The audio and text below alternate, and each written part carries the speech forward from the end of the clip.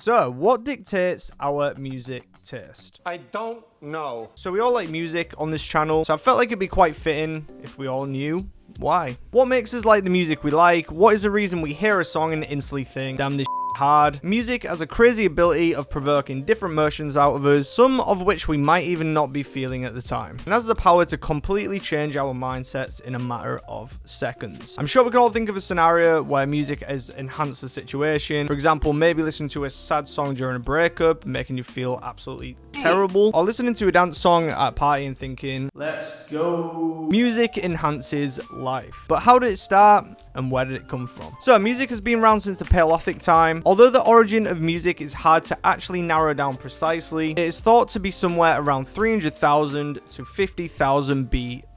BP meaning before present. Back then, music was completely different, and I mean completely. You couldn't just throw some MIDI notes into Logic and have a Skrillex club banger. Music back then looked more like this, and this. The first instrument was said to be a flute, which actually looks like this.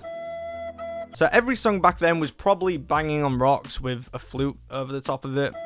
So what actually makes some people like some songs and think some songs are completely trash? Well, the answer isn't exactly easy. As you can imagine, huge businesses like Spotify and Apple Music have spent pretty much their whole business life getting the best scientists and academic researchers trying to figure out why someone likes one song over another. But unfortunately, no clear answer. But from what research is out there, there is actually some quite interesting things. To this day, there's literally millions and millions of songs. Streaming services like Spotify uploading a whopping 60,000 songs a day. That's almost 22 million tracks a year on Spotify alone. That is a lot of music. With the release of all these songs comes a hefty stack of new and captivating genres. But why do some genres constantly beat other genres time and time again? Well, a lot of this actually comes down to culture and environment. One of the most concrete evidence that dictates our music taste is actually with this. I'm sure everyone can think through an example of this, maybe driving somewhere with a parent when you was younger, or listening to some songs that friends just constantly used to play around you a lot. Although this doesn't 100% define your music taste, this is where influence starts. The environment you're in and the people you're surrounded by. See, culture plays a huge part. This is where your sense of community is born, and this is where music literally started from. Back before streaming services, music genres was regional, meaning typically a community would create their own version of what music was to them, and this would be their genre. Take rap for example. Rap was originally said to be started back centuries ago with the griots of West Africa. The griots was said to be historians who would tell stories of their old villages over a simple beat of a drum. So just think spoken word over a simple 1-2 beat, which then developed into the more known birth of rap today, which was actually in the 1970s, which is when people started telling stories which could only be described as speaking over records, which was when it first started. As you can imagine, if there is no technology to listen to thousands of genres, you're typically gonna stick to what is around you. This is why different countries have their own unique sound, why they have their own dress sense, why people speak with their own words and phrases. This is what makes culture great. Today, with how accessible music is to every culture and community, the lines have sort of been skewed and genres and cultures have mixed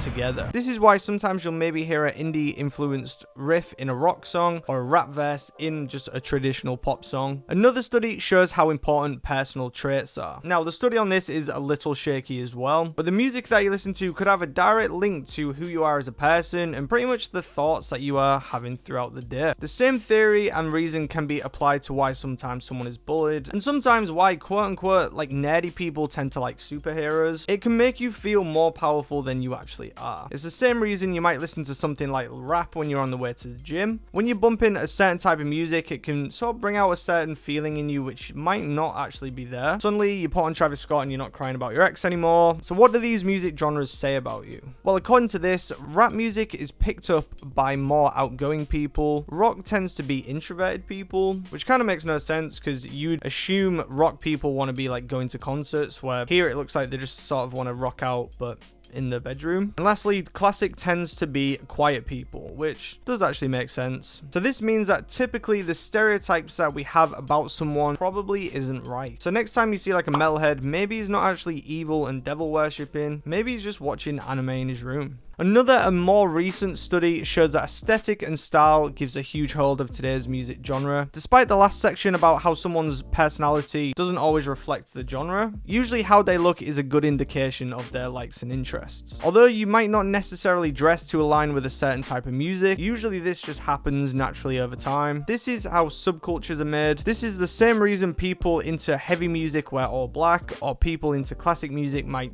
dress a certain library type of way. This is why if you go to a concert of a band or an artist you really like, you'll probably notice that the people in the crowd are probably at least dressed like you in a certain sense. They will all have the same affiliations with brands, for example Vans being incorporated with like skateboarding or a pop punk scene, or Converse being a part of like the indie scene. And even though you don't know each other, suddenly you're all dressed in the same sort of prototype in your head to fit in with the style of the music you actually love. Sometimes aesthetic can even have such a big hold over people that people may only listen to the music because they actually like that style or aesthetic. This is why music videos and cover art is so important to artists. A good music video, someone we deem to be cool, can be pretty much all we need to say we love someone. This is especially more notable with younger listeners. Just think how many young girls love Justin Bieber just because he's Justin Bieber, or how many people listen to rap just because Lil Wayne's cool as. This is the power of image, and it's not always a bad thing. Sometimes the image can actually help push the niche that the artist is trying to portray and allow the listener to get a feel of the person rather than just the sound. In a recent study by National Academy of Science, it shows that people's judgment about the quality of a musical piece is influenced more by what people see than what they hear. Researcher at TSA found that the experts and untrained participants rate higher success rate for silent videos with an attractive person compared to just the music without the visuals. This shows that the appearance does come an actual long way when audience are rating music. So does this make everyone a little bit shallow when it comes to music? Kinda. But I wouldn't let it stop you from enjoying a track if the only reason you like it is because a guy's got face tattoos. It's music. It's not that deep. Music is an ever-changing thing. There's new genres and new ideas being created every day, and it'll likely never stop. New ideas sparks new, unique direction, and this is why music is so great. The influence of music has on mood, style, and imagery is a huge and very important part of the world and people's self-identification. This is where people resonate with their own feelings, and sometimes the only way people can get the feeling outside of them into the world. So just enjoy it. So that's a little history on music. If you want me to dive deeper into this topic, I will. I think it's a really interesting one. And yeah, that's been it for the video. Thanks for watching. Subscribe if you're new. And yeah, that's been it. Thanks for watching.